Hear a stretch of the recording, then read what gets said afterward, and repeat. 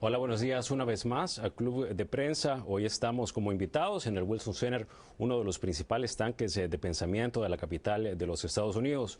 Hoy vamos a discutir sobre el año extremadamente ocupado políticamente en América Latina. Estamos a las puertas de las elecciones en dos países centroamericanos, en El Salvador y Costa Rica. También vamos a tener elecciones en Uruguay y recientemente tuvimos también elecciones en otro país centroamericano, en Honduras, cuyo presidente también tomó posesión este lunes. Y para discutir sobre estos temas nos acompaña la doctora Cristina Guizábal de la Fundación Funde El Salvador. Bienvenida. Muchas gracias, gracias por la invitación. Nos acompaña Rafael Piñero de la Universidad Católica de Uruguay, gracias. Y también Manuel Torres de la Universidad Nacional Autónoma de Honduras. Gracias por estar con nosotros. Doctora, quiero comenzar con usted. Estamos a las puertas de dos elecciones sumamente seguidas en todas partes. Tenemos El Salvador, un país en el que por segunda vez la izquierda tiene la posibilidad de hacerse con la victoria electoral. También estamos en Costa Rica, también en una situación sui generis, en donde también por primera vez un outsider, si se quiere, una persona que se incorporó de una forma, si se quiere, sobre todo, y hablando en términos históricos en Costa Rica, casi en último momento en la elección y ha logrado quitarle bastante de los apoyos que tenía el candidato oficialista. Pero comencemos con El Salvador. La mayoría de encuestas no le da la victoria en primera ronda a ninguno de los candidatos. ¿Usted cree que pese a toda la expectación a lo largo de la campaña que hemos tenido en El Salvador, vamos a tener que ir a una segunda vuelta? Yo creo que las posibilidades de una segunda vuelta son muy grandes, muy altas. Eso no quiere decir que el candidato, sobre todo el candidato mejor posicionado, que es el señor Salvador Sánchez Serén, Del partido FMLN. del partido FMLN, dé una sorpresa y alcance el 50% más un voto que necesita para ganar. Lo más probable es que eso no pase, pero podría pasar. Las elecciones siempre hay que tenerles mucho respeto porque muy a menudo muestran que las encuestas se equivocan. Ahora, yo veía este fin de semana un cruce de encuestas de tres de las principales encuestadoras y sobre todo las que tienen los resultados más cercanos entre sí. Y en este cruce de encuestas que publicaba el medio digital Contrapunto en El Salvador, se veía que por primera vez el candidato de la izquierda, el profesor Sánchez Serén, que es el vicepresidente de El Salvador, tiene la posibilidad de llegar a ese 50. Sin embargo, la ley establece que es 50 más 1, es decir, un voto más. ¿Usted cree que este último tramo de la campaña en el que ha habido una serie de denuncias de corrupción de parte de exfuncionarios del Partido Arena, en especial del expresidente Francisco Flores, van a hacer alguna mella? Muchos criticaban que si estos casos se habían sabido por tanto tiempo, ¿por qué se les saca prácticamente en la recta final de la contienda electoral?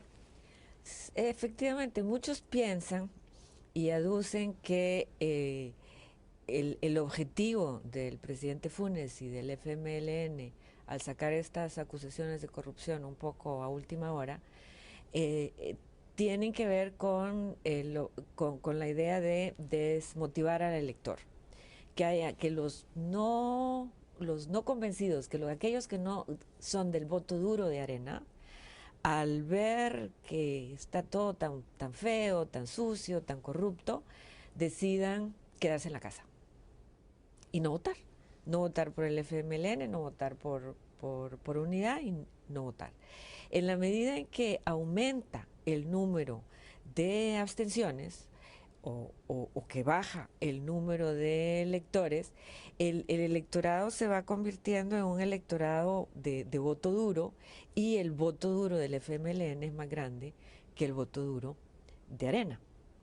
Ahora, quiero que hablemos un poco de uno de los problemas principales que tiene El Salvador, y luego quiero también hacer la extensión hacia Honduras, que también comparte este gran problema, que es el problema de la inseguridad ciudadana, en especial de la que viene por la delincuencia común, que para muchos también tiene mucho que ver con delincuencia organizada, si hablamos de las pandillas. ¿Usted cree que los candidatos han hecho una verdadera propuesta de cómo van a tratar de enfrentar ese flagelo? Durante la administración del presidente Funes vimos una experiencia que fue tildada de audaz en su momento, y es la tregua entre las pandillas, de las cuales el gobierno al principio no se responsabilizó, al final pues va quedando cada vez más claro que era una política que venía directamente de la presidencia. Los candidatos, ninguno realmente ha dado explícitamente, ha dicho explícitamente qué haría en términos de la seguridad ciudadana. Todo el mundo, todos los candidatos aceptan que es un problema muy grande. Se hace gran énfasis en las maras y poco en la delincuencia común y el crimen organizado, que son dos gravísimos problemas, ya no decir la violencia doméstica e intrafamiliar, que también son parte del cuadro de inseguridad ciudadana. El partido Arena y el candidato, el doctor Quijano, se han enfocado muchísimo en el tema de la tregua. Y si el presidente Funes ha multiplicado las denuncias de corrupción con relación a Arena, el candidato Quijano ha multiplicado las denuncias de ilegalidad con relación a la tregua. El problema con la tregua, el problema mayor con la tregua, es que nadie sabe muy bien de qué se trata. Porque como usted dijo, primero era que el gobierno no se había metido, después que el gobierno había sido el impulsor, ahora que el gobierno sí la ha apoyado y la ha facilitado, pero no la ha impulsado en realidad. Lo único que se sabe de la tregua es que los jefes pandilleros, los caudillos pandilleros, acordaron no matarse entre sí, y eso bajó los índices de homicidio enormemente. A un 50% más o menos se calcula, ¿no? Más o menos. O sea, ¿cómo fue eso? ¿Quién se puso de acuerdo con qué? ¿Qué dio el gobierno, no del gobierno? ¿Qué hizo el ejército, la policía, el jefe de penales? ¿Qué va a pasar después? Todo eso. Nadie sabe. Nadie sabe. Y ese, en mi opinión, ese es el gravísimo problema, que la ciudadanía debería de estar mejor informada sobre lo que hacen sus autoridades. Profesor Hurtado, precisamente por eso quería de nuevo enlazar con Honduras. El país pues le dio la bienvenida oficial al nuevo presidente Hernández este lunes en ese acto de toma de posesión en el estadio, que por primera vez no se llenó como en otras ocasiones. Usted hablaba antes de comenzar fuera de cámaras que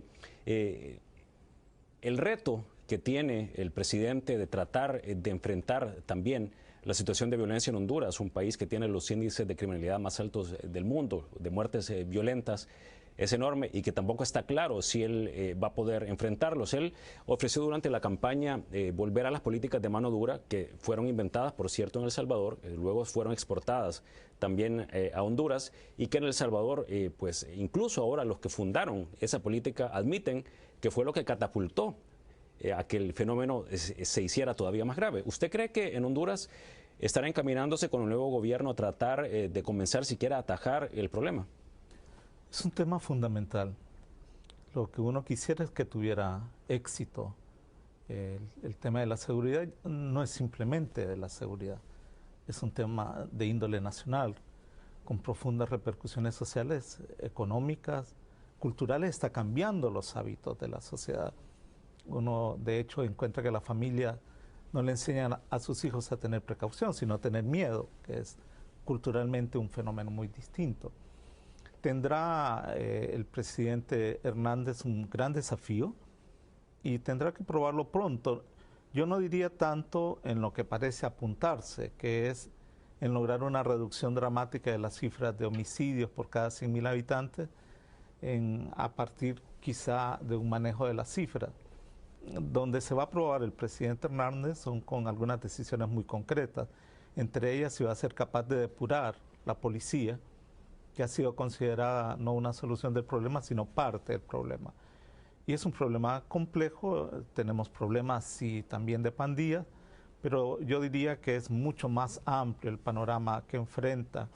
El tema del narcotráfico es un tema central en el país, puesto que está teniendo tal poder, está trascendiendo límites, está llegando al poder mismo, y por tanto será una prueba muy, muy compleja, pero en la que esperamos que lo que manejó en el proceso electoral haya tenido más el atractivo electoral y menos una decisión fundamental, porque lo que él planteó fue prácticamente militarizar la policía y no es esa, creo yo, por muchas razones, la vía correcta. Ahora, profesor Piñero, quiero incorporarlo también en la discusión porque un factor que ha sido importante en estos procesos electorales en Centroamérica ha sido el resurgimiento de las izquierdas. Uruguay tiene un gobierno de izquierda y recientemente el informe de Human Rights Watch, uno de los organismos más importantes que velan por los derechos fundamentales, señalaba que es el único país de América Latina que puede dar un ejemplo en cuanto a respeto de las garantías individuales. ¿Usted cree que esa experiencia de la izquierda en el Uruguay es replicable a otros países, en especial a la región centroamericana, por ejemplo? En parte sí y en parte no. Voy a explicar primero por qué en parte no. En parte no porque la izquierda en Uruguay es resultado del propio sistema político uruguayo, que no necesariamente tiene características similares a muchos sistemas políticos en Centroamérica, ¿no? La lógica de ser una izquierda que tiene que competir algo así como por 40 años para llegar al gobierno, no es lo mismo que ser una izquierda en un sistema de partidos donde nace y puede llegar rápidamente al gobierno. O provenga de una guerrilla, como en el caso salvadoreño o de Nicaragua, ¿no? O también, claro, ¿no? Aunque en esos casos también uno podría pensar que si se incorpora el juego, y que la otra cuestión es que el juego democrático es bastante más institucionalizado, ¿no? Y entonces todos los competidores, mal que bien, aceptan el juego democrático y no ponen en duda los resultados electorales, ¿no? Eso le genera a las izquierdas, que son producto de esos procesos políticos, creo yo, unas características que no necesariamente pueden tener otras izquierdas que nacen de procesos políticos bastante diferentes.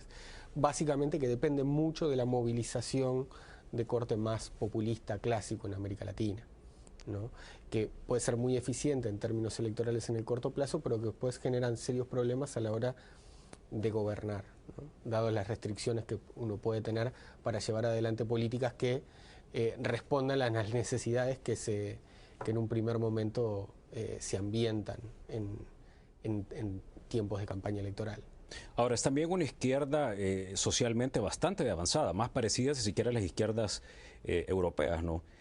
Human Rights Watch mencionaba, por ejemplo, algunas políticas como la despenalización del consumo de la marihuana, la aprobación del proyecto de matrimonio entre personas del mismo sexo, el acceso igualitario al aborto también a las mujeres. ¿Usted cree que de alguna manera ese polo, si se quiere, o de ejemplo que está dando la izquierda en Uruguay pueda de alguna manera también expandirse por otros países del continente que no necesariamente compartan, como usted señalaba, pues las similitudes o también las diferencias uruguayas? Yo creo que eso puede ocurrir con respecto a las políticas de drogas, ¿no? En particular porque Uruguay es el primer país que se anima a ir en contra del mainstream en cuanto a la política de drogas, que era la guerra contra las drogas. Claro. Y esto viene aparejado a partir de la... Y que claro, algunos expresidentes, como por ejemplo Vicente Fox, después de dejar el poder también se unen a esta Claro, hay muchas personalidades importantes del mundo político internacional que están de acuerdo con empezar a cambiar la política hacia las drogas, que está asociado también a los problemas que enfrenta el Estado para controlar al narcotráfico y a la violencia asociada al narcotráfico, ¿no? Eso yo creo que es si se puede llamar que el experimento uruguayo tenga éxito, puede empezar a guiar la política de drogas de varios países, de gobiernos de izquierda o no necesariamente de izquierda, hacia ese tipo de forma de encarar el problema del consumo de sustancias y todos los problemas que están detrás del consumo de sustancias, que son los asociados al narcotráfico. Ahora, quiero hablar también con los tres un poco. En las elecciones anteriores, tanto en Honduras como en El Salvador, con la misma Nicaragua, se hablaba mucho de la influencia de la izquierda suramericana sobre la izquierda centroamericana. Doctora, primero comienzo con usted. ¿Usted cree que ha habido de nuevo en estas elecciones, comenzando por El Salvador, una influencia marcada sobre todo de Venezuela, que es el país que lideraba la avanzada pues, de la cooperación entre las izquierdas de Sudamérica con las de Centroamérica, tal como se pudo haber visto en las elecciones anteriores? Bueno, la cooperación venezolana y su influencia en la izquierda centroamericana hay un poco que dividirla en dos. Una parte es la parte económica, la de Petrocaribe, la de la venta de petróleo barata y créditos a intereses muy blandos, que es un esquema que ha favorecido a muchísimos países, no solo centroamericanos, sino también caribeños, y que tiene pocos costos políticos. Y tenemos muchas islas del Caribe que continúan teniendo a la reina de Inglaterra como su jefe de Estado y están con Petrocaribe. Y su sistema parlamentario de lo más tradicional, y están con Petrocaribe. De ahí está la participación de alguna manera en ALBA, en el proyecto ALBA, que es diferente y claro, sí comporta... es meramente político, ¿no? Sí comporta ya vinculaciones políticas más grandes. En el caso de las elecciones, en general, no solo en Centroamérica, sino también en Sudamérica, en Perú, por ejemplo, se tiende a acusar al gobierno, al candidato de izquierda de ser ALBA. Y el candidato de izquierda en general quiere mostrarse más centrista y dice, no, yo no soy ALBA, yo soy Petrocaribe. Hasta ahora, ese ha sido el intercambio entre Arena y el FMLN. Arena dice, ustedes son ALBA, el FMLN dice, no, nosotros vamos a integrarnos a Petrocaribe. La gran pregunta ahí es que todos los analistas internacionales se hacen es cuánta más vida tiene Petrocaribe. Profesor Piñero, ¿usted cree que ha perdido un poco el atractivo o que más bien o más bien el motivo por el cual las izquierdas suramericanas tenían de influir en la región ha desaparecido?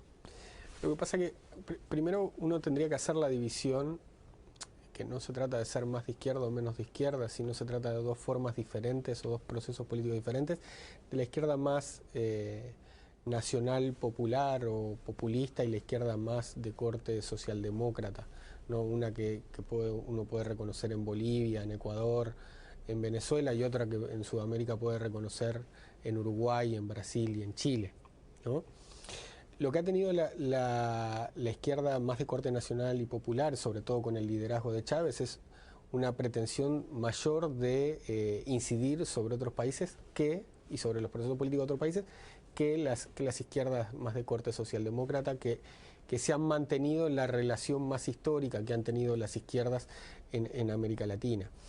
Yo creo que la muerte de Chávez le ha quitado precisamente el líder, ¿no?, de la propagación de ese modelo, ¿no? Y Rafael Correa no necesariamente es un sustituto adecuado, lo mismo Evo Morales, ¿no?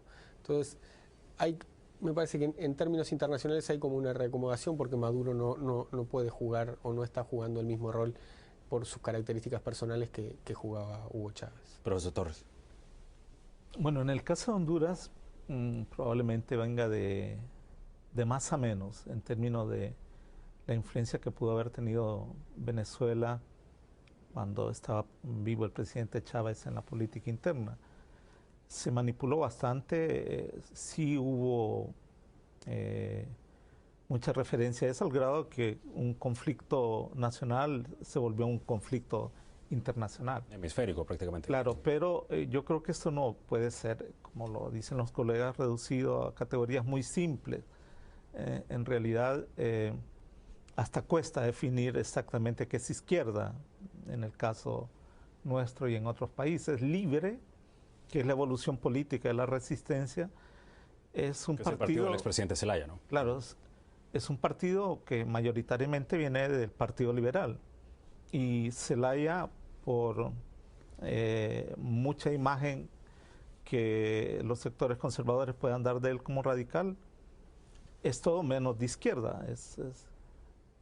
Su comportamiento político es un comportamiento político de un caudillo, un líder tradicional. Yo diría que más bien lo que se puede llamar izquierda y lo que se rescata del simbolismo de Chávez es haber puesto el discurso social en el primer plano del escenario político hondureño. Eso fue muy importante y creo que, por ejemplo, en eso Libre sí tiene aportes sustanciales. El tratamiento que hace, por ejemplo, de los derechos sexuales y reproductivos es muy avanzado con respecto a lo que hacen otras agrupaciones políticas, pero insistiría en lo que afirmé al principio. Seguramente no todos los líderes de Libre piensan, por ejemplo, en el reconocimiento del derecho a la diversidad sexual de la misma manera. En todo caso, lo que sí uno aspiraría es que la crisis hondureña sea tratada con cierto aire nacional, sin que esto signifique aislamiento del mundo ni no. Pero tenemos problemas nacionales, profundos desequilibrios sociales y económicos, debemos tratarlo a partir de una visión que tome en cuenta la idiosincrasia y la cultura del hondureño.